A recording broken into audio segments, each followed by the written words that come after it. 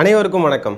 தமிழ்நாட்டுடைய பிரதான எதிர்க்கட்சியாக இருக்கக்கூடிய அதிமுகவுடைய தலைவரான எடப்பாடி பழனிசாமி அவர்கள் சமீபத்தில் என்ன பண்ணியிருக்காருன்னு பார்த்தீங்கன்னா, சுந்தரா டிராவல்ஸ் பஸ் மாதிரி ஒரு பஸ்ஸில் ஊர் ஃபுல்லாக பயணம் பண்ணிக்கிட்டு ஒவ்வொரு ஊர்லேயும் போய் அந்த பஸ்ஸுக்கு மேலே ஏறி நின்று பேசிக்கிட்டு இருக்காரு தெரியுமா.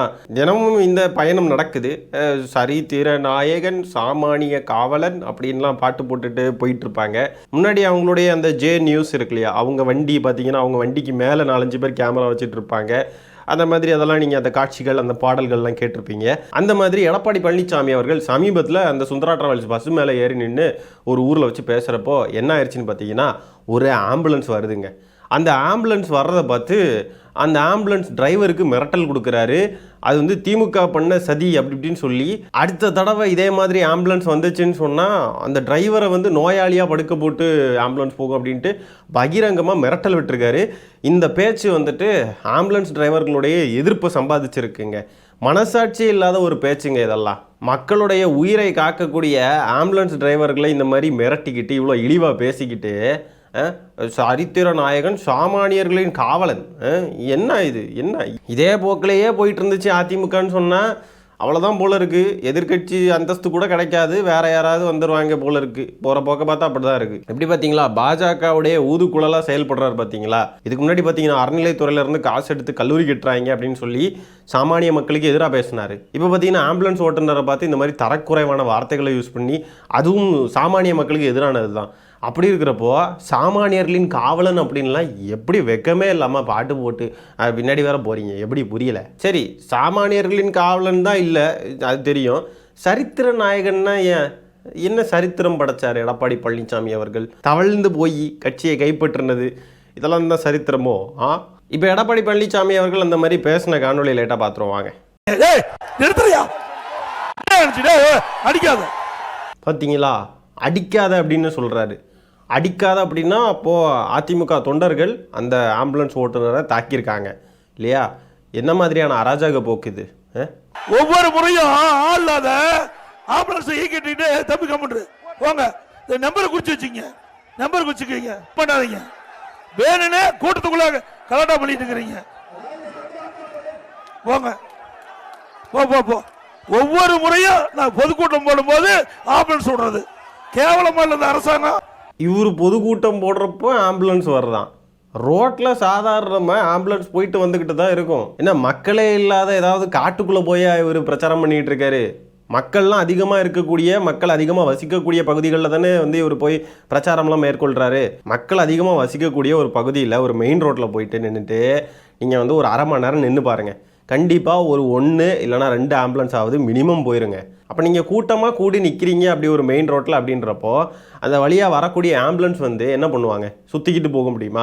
அந்த வழியாக போனால் டக்குன்னு போயிடலாம் அப்படின்றதுக்காக தான் அந்த வழியை வந்து யூஸ் பண்ண பார்ப்பாங்க. அப்படி இருக்கிறப்போ இப்படி கூப்பிட்டு மிரட்டுறதெல்லாம் என்ன மாதிரியான ஒரு மனநிலை? அடிச்சிருக்காங்க வேற. அப்போ இது என்ன மாதிரியான ஒரு போக்கு பாருங்கள் அதிமுகவுக்கு.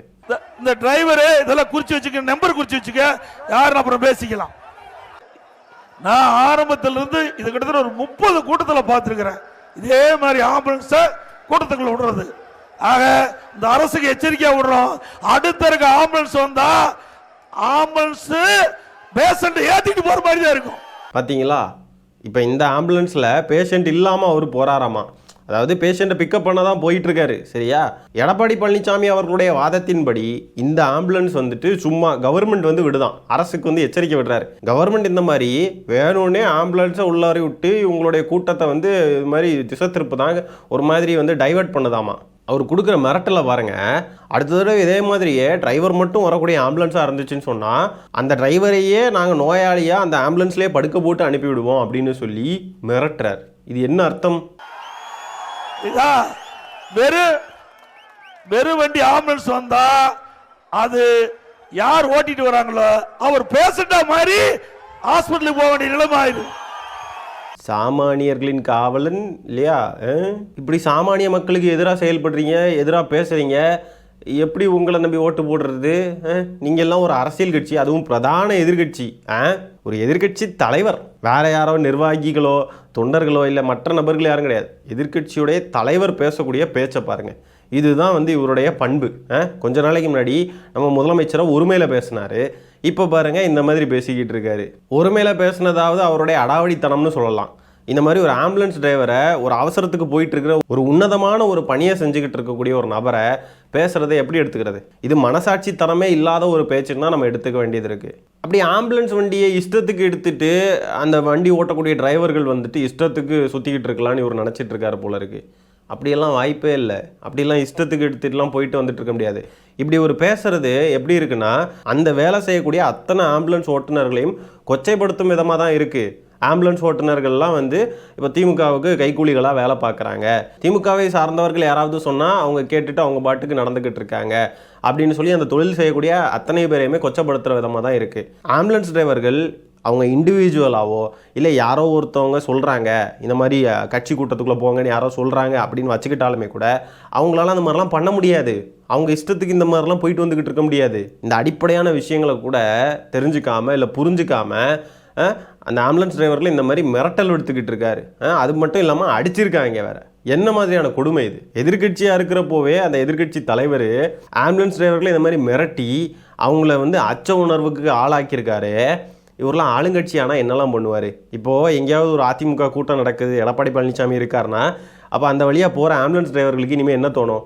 நம்ம சும்மாவாதே யாரையாவது படுக்க வச்சு கூப்பிட்டு போயிடுவோமா, இல்லைனா நம்மளை ஏதாவது அடித்து அவங்க சொன்ன மாதிரியே நம்மளே ஏதாவது பண்ணிடுவாங்களோ அப்படின்லாம் அவங்க பயப்படுவாங்களா மாட்டாங்களா? இந்த பய உணர்வை எதுக்கு ஒரு அரசியல் கட்சி, அதுவும் பிரதான எதிர்கட்சி தலைவராக இருக்கக்கூடிய ஒரு நபர் பொதுமக்கள் சாமானிய மக்களுக்கு இந்த பயத்தை விதைக்கிறாருன்னா அப்போ இவங்க என்ன அரசியல் கட்சி? இல்லைனா ஆம்புலன்ஸ் வண்டியில் பாஜக கொடி இருந்துச்சுன்னு சொன்னால் நம்ம பழனிசாமி அவர்களுக்கு கோவம் வராது, அன்பு அப்படியே பொத்துக்கிட்டு வரும் உள்ளே இருந்து. அப்படியே 32 பல்லம் பளிச்சுன்னு தெரியும். அந்த பளிச்சு எந்த அளவுக்கு இருக்குன்னா கூட ஒரு 2 பல் இருக்கும் போல இந்த ஆளுக்கு அப்படின்னு நமக்கு பார்க்குற நமக்கு தோணும். அந்த அளவுக்கு பளிச்சுன்னு இருக்கும். இப்போ இதே மாதிரி ஒரு சிச்சுவேஷன் சொல்கிறேன். அடுத்ததாக இதே மாதிரி எடப்பாடியார் வந்துட்டு எங்கேயாவது போய் பேசுகிறப்போ இதே மாதிரி ஒரு ஆம்புலன்ஸ் வந்து வருது. வர்றதை பார்த்துட்டு கடுப்பாகி போய் இவர் தொண்டர்களெல்லாம் தூண்டி விட்டு அந்த ஆம்புலன்ஸ் டிரைவரை இவங்க சொன்ன மாதிரி அடிச்சிட்டாங்கன்னு வைங்க. அந்த ஆம்புலன்ஸ் டிரைவருக்கு ஒரு உயிரை போய் காப்பாற்றணும். அது வந்து ஒரு எமர்ஜென்சி கேஸ்னே வச்சுக்கோங்களேன். இப்போ அந்த ஆம்புலன்ஸ் டிரைவரால் அந்த இடத்துக்கு கரெக்டான நேரத்தில் போய் சேர முடியலன்னா அந்த ஒரு உயிர் போயிடும். அடுத்தது இந்த பாவப்பட்ட இந்த ஆம்புலன்ஸ் டிரைவருக்கு இவருக்கு என்ன ஆகும் அப்படின்றதும் தெரியாது. அப்போ இப்படிப்பட்ட ஒரு சூழ்நிலையை நாங்கள் கிரியேட் பண்ணுவோம் பார்த்துக்கோங்க அப்படின்னு சொல்லி ஒரு எதிர்கட்சி தலைவர், முன்னாள் முதலமைச்சர் சொல்கிறார் அப்படின்னா மக்களுக்கு உள்ளார என்ன தோணும்? பொதுமக்களுக்கு உள்ளார என்ன ஃபீல் ஆகும்? இப்படி பேசக்கூடிய, இப்படி மிரட்டக்கூடிய, இப்படி செயல்படக்கூடிய நபர்கள் மக்களுடைய பிரதிநிதியாக வந்தாங்கன்னா இது நமக்கு எவ்வளோ பெரிய அவமானம், எவ்வளோ பெரிய அச்சுறுத்தல் நம்மளுடைய தமிழ்நாட்டுக்கு. இவங்கெல்லாம் ஆம்புலன்ஸ் இந்த மாதிரிலாம் கிராஸ் ஆகுறதுன்றது எல்லா கட்சிக்காரங்களுக்குமே நார்மலாக நடக்கக்கூடியது தான். ஏதோ திமுகவுக்கு இது வந்து நடக்கவே செய்யாது அப்படின்ற மாதிரி இவர் வந்து சொல்கிறார். நம்ம துணை முதலமைச்சர் உதயநிதி ஸ்டாலின் அவர்கள் ஒரு பிரச்சாரத்தில் இருக்கிறப்போ பாருங்க, ஆம்புலன்ஸ் வருது பாருங்க.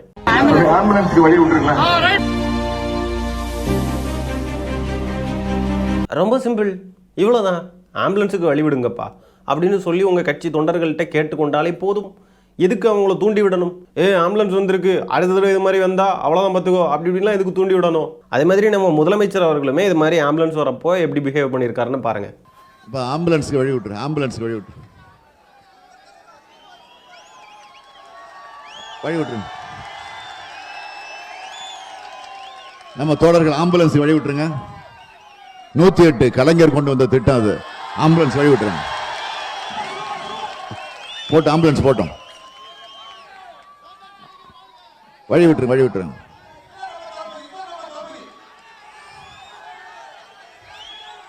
நன்றி, நன்றி. வழிவிட்ட அத்தனை பேருக்கு நன்றி. இதான் திமுக, இதான் திமுக. எடப்பாடி பழனிசாமி அவர்களே ரொம்ப சிம்பிள், வழி விடுங்கன்னு சொல்லி உங்கள் தொண்டர்கள்கிட்ட இது மாதிரி கேட்டுக்கிட்டாலே போதும். நம்ம முதலமைச்சர் அவர்கள் ஏதாவது கடுப்பாகி போய் மிரட்டினாரா, ஏதாவது பண்ணாரா? இல்லை, அவர் பாட்டுக்கு வழி விடுங்கன்னு சொல்லி கேட்டுக்கிட்டார், அவ்வளோதான். அதில் நம்ம முதலமைச்சர் சொல்கிறாரு பார்த்தீங்களா, இந்த 108 நம்ம கலைஞர் அவர்கள் கொண்டு வந்த திட்டம் அப்படின்னு சொல்கிறாரு பார்த்தீங்களா, அது தாங்க இவங்களுக்குலாம் பிரச்சனை. அதனால தாங்க எடப்பாடி அவர்களுடைய கூட்டத்தில் வந்த அந்த ஆம்புலன்ஸை பார்த்தும் காண்டாயிருக்கு. அந்த 108 நம்பரை பார்த்த உடனே கலைஞருடைய ஞாபகம் வந்திருக்கும், உடனே வயிறெல்லாம் உள்ளார எரிஞ்சிருக்கும். அந்த கோவத்தை எப்படி கக்குறதுன்னு தெரியாமல் ஆம்புலன்ஸ் டிரைவர்கிட்ட அந்த வன்மத்தை எல்லாம் கொண்டு போய் காட்டியிருக்காருங்க. அவ்வளோதாங்க. ஆம்புலன்ஸ் ஓட்டுநர்களாக வேலை பார்த்துக்கிட்டு இருக்கிறவங்க தன்னலமற்று ரொம்ப கஷ்டப்பட்டு அந்த வேலையை பார்ப்பாங்க. உண்மையாகவே சொல்லணுன்னா ரொம்ப ரொம்ப கஷ்டமான ஒரு தொழிலுங்க.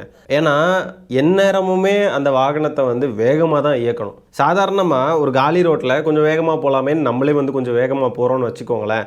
அப்போவே நமக்குள்ளார அவ்வளோ பயம் வரும். நமக்கு பின்னாடி குடும்பம் இருக்குது, நம்மளை நம்பி இவ்வளோ பேர் இருக்காங்க, நம்ம வந்து கவனமாக இருக்கணும் அப்படின்லாம் அவ்வளோ பொறுப்புணர்வு உள்ளார இருக்கும். அப்போ அந்த ஆம்புலன்ஸ் டிரைவர்களுக்குமே அவங்களுக்குமே குடும்பம் குட்டியெல்லாம் இருக்கும், குழந்தைங்களும் இருக்கும், ஒய்ஃப் இருப்பாங்க, அம்மா அப்பா இருப்பாங்க, குடும்பக்காரங்க இருப்பாங்க. இந்த மாதிரிலாம் அவங்களுக்கும் ஒரு ரிலேஷன்ஸ் இருக்கும். அவங்க அந்த பணியை செய்கிறது வந்து சாதாரணமான ஒரு பணி கிடையாது. எப்போவுமே ஸ்பீடாகவே வண்டி ஓட்டிக்கிட்டு இருக்கணும். ஏதோ ஒரு நேரம் மட்டும் ஸ்பீடாக ஓட்டுறது, மற்ற நேரம்லாம் ஸ்லோவாக போகிறது அப்படின்லாம் இந்த தொழில் இருக்காது.